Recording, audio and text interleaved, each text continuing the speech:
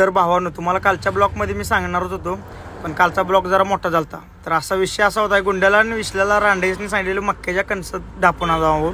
रांडेजी गेली तिथे पिशवी घेऊन आली. तर रांडेजी मला वाटलं कोणाला तर मार खाऊन येतात, खरं आली तर रांडेजी बाहेर नाचत आलीत. मग काय हळूहळू यल्लापूरचा घाट तिथून उतरला. मस्तपैकी गाणी लावलेली, गाण्याच्या जोरावर तालावर मस्तपैकी घाट उतरून आलो खाली. खाली आल्यानंतर ना भूक लागलेली, गाडीत जेवण केलं होतं. मग काय मच्छी राईस घेतली, 100 रुपयाला ताट, 2 मासे 3 दाबून आणलं, 3 ताटी भात खाल्ला. पैसा वसूल कार्यक्रम असतो आपल्यापाशी. दाबून खाल्लं. आलो इथं कारवारच्या टोल नाक्यावर. महिन्या आलता रांडजा.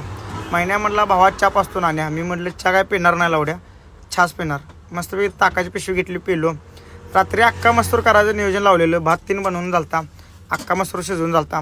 फोडणी मारायची वेळ आली, त्यामुळे आमचा नंबर आला फोडणी मारायला. मस्तपैकी लसणाची कांद्याची फोडणी मारली, खडा मसाला 3 घालून. तर बघू शकता कांदा बिंदा मस्तपैकी फ्राय करून घेतला. आता ही मसाला 3 टाकून झालं, टाकून घेतलं मसाला 3. अक्का मसूर कसं एकदम झणझणीत बनवत होता हो. आपल्या इथे इस्लामपूरला मिळते बघा अक्का मसुरा, लाल भडक. हे मसूर मसाला 3 टाकला, तडका मारला मस्तपैकी. तोंडाला असं पाणी सुटलेलं कधी खायनं असं झालं.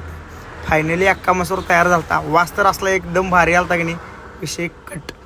जेवायला बसलो. तर भावानो अक्का मसूर कसा झाला कमेंटमध्ये सांगा. लाईक करा, शेअर करा, कमेंट करा.